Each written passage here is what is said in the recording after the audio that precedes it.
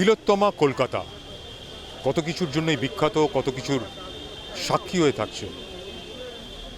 বিখ্যাত কলকাতার রসগোল্লা, বিখ্যাত ট্রাম, বিখ্যাত ট্যাক্সি, কিছু কিছু জিনিস অবশ্যই কিন্তু আজকে অবলুপ্তির পথে হলেও সেই আবেগ, ঐতিহ্য, দুঃখ, আনন্দ সব কিছুকে ঘিরে কলকাতা কিন্তু স্বমহিমায় আজও দাঁড়িয়ে আছে। আর অবশ্যই বিখ্যাত কলকাতা ইন্টারন্যাশনাল ফিল্ম ফেস্টিভ্যালের জন্য। এই ফিল্ম ফেস্টিভ্যাল এবার ৩০তম বছরে পদার্পণ করল। রয়েছে অনেক আনন্দ, আপনারা দেখছেন এখানকার পরিবেশ পরিস্থিতি, মানুষজনরা কি বলছেন, কিন্তু এই আনন্দের মধ্যেও কোথায় যেন একটা বেদনার সুর বেজে উঠেছে। সেটা কেন, কি কারণে, আসুন সেটাই আমরা দেখে নেব। বাংলাদেশের ছবি আমরা নিশ্চয়ই চাই, এবং আমরা এটা খুবই দুঃখের যে এবার আসতে পারলো না, যেসব কারণে, কারণ নানান রকম সমস্যার সৃষ্টি হয়েছে। কারণ বাংলা ভাষায় ছবি ওরাও তৈরি করেন, আমরাও তৈরি করি, এবং ওদের গুণগত মান যেসব ছবি ফেস্টিভ্যালে আসে খুবই ভালো। এবং গত 2 বছর বা সেই সময়ও এসেছেন, এবং বাংলাদেশের ফিল্ম মেকাররাও এসেছেন, এবার আসতে পারেননি। একদমই না। ফর এক্সাম্পল অপর্ণা সেনের সঙ্গে কাজ, মানে ডিরেক্টর যেহেতু আমিও, আমার মনে হয় যে সেখানে একটা অ্যাডেড অ্যাডভান্টেজ আছে। আমি যখন ওনাকে অনেক ব্যাপারে প্রশ্ন করছি, from a directors view point অনেক কিছু ভেতরের কথা জানা যায় যেটা ডিরেক্টর না হলে। এবং দেখুন, আমি অপর্ণা সেনের সঙ্গে আগে কাজ করেছি, উনি অভিনেত্রী ছিলেন আমার বসু পরিবার ছবিতে। সো এই ওয়েভলেন্থ ম্যাচটা তখন থেকে আমি জানতাম যে আছে। নয়তো আমি একজনকে নিয়ে ডকুমেন্টারি করছি, আমার যদি বেশি তার প্রতি সম্ভ্রম থাকে, অফকোর্স সম্ভ্রম আছে, বাট ওই ডিস্টেন্সটাও থাকলে চলবে না, আমাকে অবজেক্টিভলি ডিল করতে হবে। সেটা আমার কোনো রকমই হয়নি অসুবিধে। এবং আপনার প্রথম প্রশ্নটা, যে প্রেক্ষাপটটা আমি তুলে ধরার চেষ্টা করি অপর্ণা সেন মানুষটাকে ওনার কাজের মাধ্যমে, not necessarily as a film maker, as an actress. উনি সানন্দার এডিটর ছিলেন, ওনার পলিটিক্যাল ইনভলভমেন্ট সব কিছু নিয়েই তুলে ধরার চেষ্টা করেছে মানুষটা। দেখুন, আমাদের প্রতিবেশী দেশ, তারা এখন ভালো ছবি করছে। অনেক আগের চেয়ে বাংলাদেশের ছবির মানে চলচ্চিত্রের একটা উন্নতিও হয়েছে, একটা মানে গুণগত মান বেড়েছে। সুতরাং বাংলাদেশের ছবি দেখতে আমি খুবই আগ্রহী। বাংলাদেশ ছবি আসতে পারছে না, তাতে মনটা তো খারাপই লাগছে। আশা করি যে এই পরিস্থিতি বদলে যাবে এবং তারপর আমরা আরও দেখতে পারবো বাংলাদেশের ছবি।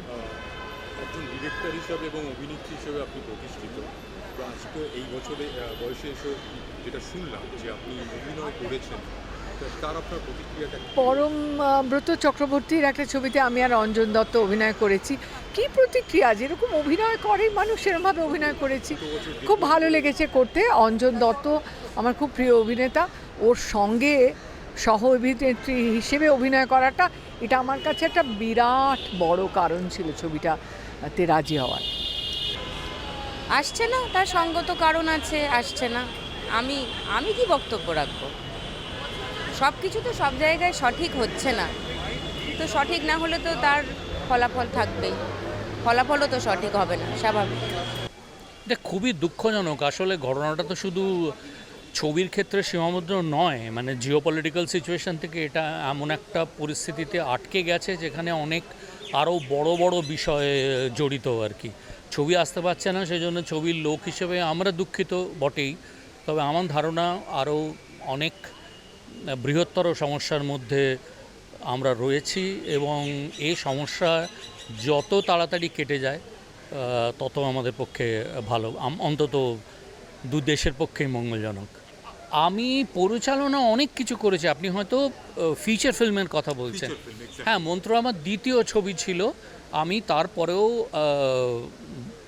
পরে মানে কোভিডের আগে অবধি আমি পরিচালনা করেছি। হ্যাঁ, যদি ফিচার ফিল্মের কথা বলেন, ফিচার ফিল্মে আমি আর আমার করা হয়ে ওঠেনি।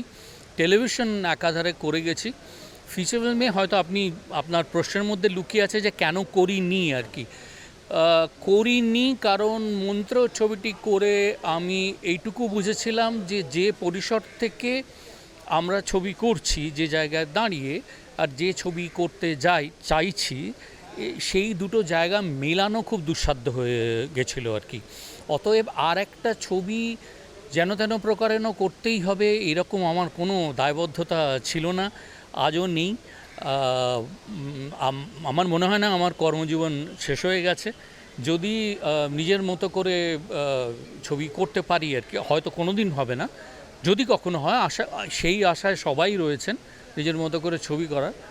তো প্রাথমিকভাবে কারণ কিন্তু সেটাই।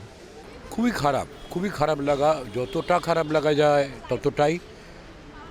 শুধু কলকাতা ফিল্ম ফেস্টিভ্যালে আসতে পারছে বলে নয়, বিগত কয়েক বছর ধরে নন্দনে বাংলাদেশ ফিল্ম ফেস্টিভ্যাল হয়েছে 7 দিন ধরে, এবং তাতে আমরা এখনকার বাংলাদেশের ছবি কিন্তু আগেকারের ছবি আর নেই, সেই টিপিক্যাল একটা যাত্রা টাইপ অতিরিক্ত নাটক। এখন অনেক ভালো ছবি তৈরি হয় বাংলাদেশে, এগুলো আমরা দেখেছি।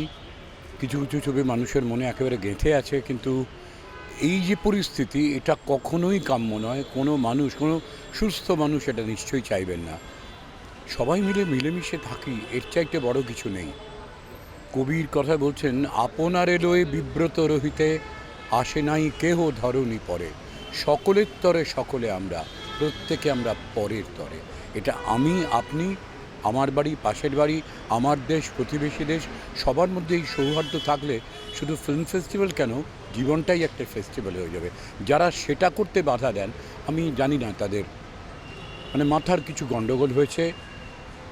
উই ক্যান অনলি হোপ যে এটা অচিরেই ঠিক হবে এবং মানুষের মধ্যে স্বাভাবিকতা ফিরে আসবে। আমরাও আবার নতুন করে বাংলাদেশের ছবি দেখতে পাবো।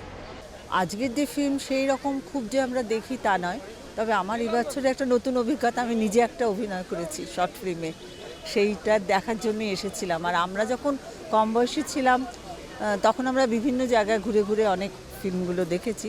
আর এখনকার নতুন নতুন ছেলেমেয়েরা তারা তো খুব ভালো কাজ করছে, তাদের উৎসাহটাও খুব ভালো রকম আছে। আর আমাদের প্রজন্ম একরকমভাবে তাদের সত্যি ব্ল্যাক অ্যান্ড হোয়াইট ছিল, তারপরে একটা উত্তম সুচিত্রার যুগ ছিল, তারপরে আরও অনেক নতুন, ধরুন আমাদের নতুন নতুন যারা ডিরেক্টর ছিলেন, যেমন মৃণাল সেন, গৌতম ঘোষ, তারপরে ঋতুপর্ণ, এইভাবে তারপর থেকে যারা এখনকার দিনে এসছেন তাদের ফিল্মগুলো দেখতে তো আমরা খুব এনজয় করি। আমি তো খুব এনজয় করি, যেহেতু আমি সব ধরনের ফিল্ম দেখতে উপভোগ করি। আর আজকে এসছি এতদিন পরে, হঠাৎ আমার একটা সুযোগ হয়েছিল বলে একটা শর্ট ফিল্মে অভিনয় করেছিলাম, সেটা দেখতে। একটু আগে কথা বলছিলাম একদম নতুন প্রজন্মের সঙ্গে, খুব সুন্দরভাবে বললেন, যে জিজ্ঞেস করলাম যে সবথেকে প্রিয় জুটি কী, বললেন তো আইকন উত্তম সুচিত্রা। তো আমি বললাম উত্তম সুচিত্রা কেন, উত্তম সাবিত্রী চ্যাটার্জি আছে, সুপ্রিয়া দেবী আছে। আপনি কিভাবে দেখছেন, বা নতুন প্রজন্মের কোন জুটিকে আপনি পছন্দ করছেন? নতুন প্রজন্মের, একদম নতুন প্রজন্মের জুটিকে ঠিক সেভাবে আমাদের সময়কার যেরকম জুটি ছিল, এখন তো ঠিক ওইভাবে জুটি যে হচ্ছে তা না, বিভিন্ন জনের সঙ্গে বিভিন্ন জন করছে। যেরকম ঋত্বিক চক্রবর্তীর সঙ্গে অনেকেই করছে, অনির্বাণের সঙ্গে অনেকে করছে, পরমব্রতর সঙ্গে করছে, এরকম বিভিন্ন ধরনের জুটি হচ্ছে। তারপরে ওইভাবে ঠিক জুটি না করেও সুদীপ্তা চক্রবর্তী আছেন, এরকম আরও অনেক বিভিন্ন যারা আছেন, বিদীপ্তাও আছেন, বা আমাদের রীতা ভরি আছে, সোহিনী আছেন, এরকম অনেক আছেন যাদের অভিনয়গুলো আমরা ভালো করি। জুটি ঠিক সেভাবে যে উত্তম সুচিত্রার পর ওইভাবে রোমান্টিক জুটি বলতে যে ঠিক গড়ে উঠেছে, সেটা হয়তো ঠিক মনে হচ্ছে। ছবি বলতে খুব বেশি রোম্যান্টিক ভাল লাগে না, একটু অ্যাকশন থ্রিলার টাইপের হলে ভাল লাগে। ঠিক আছে, তো ওই অ্যাকশন থ্রিলার টাইপের বা অ্যাডভেঞ্চারাস কিছু হলে দেখতে ভাল লাগে। যেমন আমাদের বাংলা সিনেমা অনেক অ্যাডভেঞ্চারাস স্টোরি দিয়েছে, যেমন আপনার দুর্গেশগড়ের গুপ্তধনের সন্ধানে, তারপর ওদিকে কাকাবাবু, ফেলুদার অনেক ছবি আছে, অনেক সিনেমা বেরিয়েছে, আজ থেকে না অনেক দিন ধরেই বেরোচ্ছে। জানে সত্যজিৎ রায়ের থেকে আপনার ওদিকে যখন থেকে সৌমিত চ্যাটার্জি অভিনয় করেছেন ফেলুদার চরিত্রে, তো এইগুলোই ভাল লাগে। সেরকম বলতে খুব রোম্যান্টিক কিছু খুব একটা ভাল লাগে না, একটু ক্লিশে লাগে খুব জিনিসটা। সাম্প্রতিককালে ছবি দেখো? সাম্প্রতিককালে ছবি বলতে খুব একটা বাংলা সিনেমা দেখা হয় না, ঠিক আছে, সেই ফ্লেভারটা পাই না। হয় ওই অ্যাডভেঞ্চারাস, যেমন এই গুপ্তধনের সন্ধানে, দুর্গেশগড়ের গুপ্তধন, এইগুলো দেখেছি। খুব একটা বাংলা সিনেমা বা হিন্দি সিনেমাও খুব একটা দেখা হয় না, বেশিরভাগটাই দেখা হয় একটু হলিউডের, মার্ভেল, অ্যাভেঞ্জার্স, এইগুলোই দেখি বেশি। এবারে ফিল্ম ফেস্টিভ্যালে কী ধরনের ছবি দেখছো? এবারে ফিল্ম ফেস্টিভ্যালে সত্যি ছবি দেখতে আসিনি, এনভায়রনমেন্টটাই দেখতে আসি প্রতি বছরই আসি এনভায়রনমেন্টটার জন্য, যে এখানে একটা সুন্দর সাজানো হয়, অনেক আর্টিস্টরা আসেন, অ্যাক্টাররা আসেন, ডিরেক্টররা আসেন, তাদের দেখতে পাই ছবি দেখতে। নতুন প্রজন্ম হ্যাঁ বাংলাদেশে যা কিছু ঘটে চলেছে হ্যাঁ সেটা নিয়ে একটা নতুন প্রজন্ম, তুমি কিভাবে দেখছো সেই বিষয়টাকে? দেখুন, বাংলাদেশে যেটা ঘটছে সেটা কোনো মতেই ঠিক না। কারণ ধর্ম জাতি সব বিশেষে সবাই মানুষ, সবারই রক্ত লাল, সবাই মানুষ, ঠিক আছে। আমার কাছে একটাই, আমার কাছে কোনো ধর্ম প্রাধান্য পায় না। আমার কাছে সবচেয়ে বড় হচ্ছে মনুষ্যত্ব। মানুষ যতক্ষণ আছে, একটা কথা জানেনি, সবার উপরে মানুষ সত্য, তাহার উপরে কিছু নাই। সেই জন্যই আমার কাছে এটাই, যে খারাপ কিছু যেটা হচ্ছে যে কোনো জাতির জন্যই হোক, খারাপ হচ্ছে সেটা। বেসিক্যালি বলতে গেলে আমরা মানে আমি নিজেরটাই বলছি, বাকিদেরটা বলতে পারবো না। পুরোনো দিনের ছবিও দেখি, নতুন ছবিও দেখি, সব ধরনেরই দেখি। বাট কি বলবো, হিস্টোরিক্যাল ছবি দেখতে বেশিই ভালো লাগে আমার। আর ধরুন পুরোনো দিনের মানে যে কোনো রকমের হিস্টোরিক্যাল ছবি যেগুলো আমাদের বলুন আমাদের আগের যে প্রজন্মকে, যারা আমাদের ইতিহাসটাকে যেটা বোঝাচ্ছে, আমাদের ইতিহাস যে মানে আমাদের যেমন আমাদের যে কোনো রকমের যেটা এখনকার যুগে বলা হয় মাইথোলজি, তো আমি যেটা পার্সোনালি মনে করি মাইথোলজি বলে কিছু হয় না, সেটা আমাদের হিস্ট্রি। মহাভারত আমাদের হিস্ট্রি ছিল। তো আমার বেসিক্যালি পছন্দ এই রকম টাইপের ঐতিহাসিক জিনিস, যার উপরে বেস করে আমাদের ইতিহাসটাকে, বাংলার যে আমাদের বাংলার সাহিত্য, বাংলার ঐতিহ্যটাকে বজায় রেখেছে যেই সমস্ত সিনেমা, যে সমস্ত মানে যা কিছু আজকাল নতুন আসছে, এই নতুন প্রজন্মের এগুলোর থেকে বেশি আগের যে প্রজন্মের সেই ধরনের সিনেমা যেগুলো এখন নতুন লঞ্চ করছে, সেইগুলো বেশি ভালো লাগে। যদি বলি বাংলা সাহিত্যকে হ্যাঁ, যদি মেইনস্ট্রিম মুভির মাধ্যমে দেখতে হয়, হ্যাঁ, তার থেকে প্যারালাল মুভি আছে, তো হ্যাঁ। কোনটা পছন্দ করো? প্যারালাল মুভি বলতে আচ্ছা, ওয়েব সিরিজ না, যাকে আমরা বলে থাকি, যদিও মিডিয়াটা একটা হচ্ছে কি বলবো, আর্টের মাধ্যম, শিল্পের মাধ্যম, সেখানে আর্ট ফিল্মকে কি প্রেফার করছো? হ্যাঁ, আর্ট ফিল্মও ভালো লাগে, মানে আমার আর্ট ফিল্মের মধ্যে সমস্ত কিছু বোঝা যায়। আচ্ছা, আর আরেকটা কথা হচ্ছে যে অতীতের কোন জুটিকে বেশি পছন্দ করো?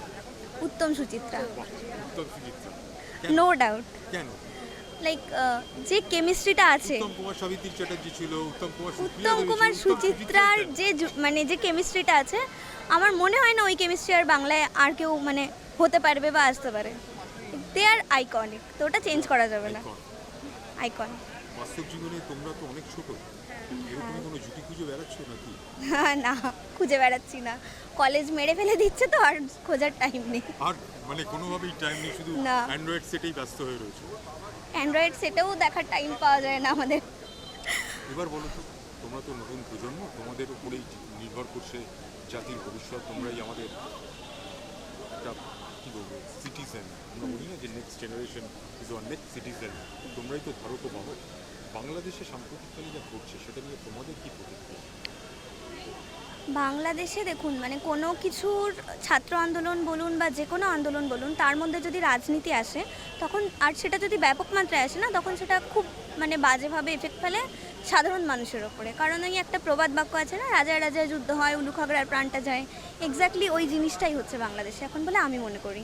বাংলাদেশ ইউনিভার্সিটিতে যেটা করা হয়েছে, আমাদের দেশের পতাকার মাটিতে রেখে তাদেরকে মানে পা দিয়ে যাওয়া হচ্ছে, তো আমি মনে করি যে তুমি অন্তত আমাদেরকে সম্মান করতে, মানে সম্মান না করতে পারো, তাও অসম্মানটা করো না। ভারতবর্ষ এতভাবে সাপোর্ট করছে, মানে অর্থনৈতিকভাবে বলুন, রাজনৈতিকভাবে বলুন বা বাণিজ্যিকভাবে বলুন, যেভাবেই মানে এত সাপোর্ট পাচ্ছে ভারত থেকে, তো সেই ভারতবর্ষকে আই থিঙ্ক যে আমরা একটু ডিজার্ভ করি, যে বিন্দুমাত্র সম্মান আমরা ডিজার্ভ করি। বঙ্গভঙ্গের আগে তো বাংলাদেশ তো ইন্ডিয়ারই পার্ট ছিল, একসাথেই অখণ্ড পশ্চিমবঙ্গ ছিল, পূর্ববঙ্গ ছিল, তো সেইখানে এরকম ডিসরেসপেক্ট মানে আমরাই বুঝতে পারছি না যে কি করে। এই ফিল্ম ফেস্টিভ্যালকে কেন্দ্র করে, এই ইন্টারন্যাশনাল ফিল্ম ফেস্টিভ্যাল কলকাতাকে কেন্দ্র করে আনন্দ রয়েছে, মানুষের প্রতিক্রিয়া রয়েছে, কিন্তু তবুও কেন বেদনার সুরটা রয়েছে সেটা সেলিব্রিটিরা বললেন, সাধারণ মানুষ তাদের মনের কথা ব্যক্ত করলেন। ক্যামেরায় গোবিন্দ দোলের সঙ্গে Parthapratim Saha report, big news, Kolkata. Big news, সবার আগে সবার সাথে।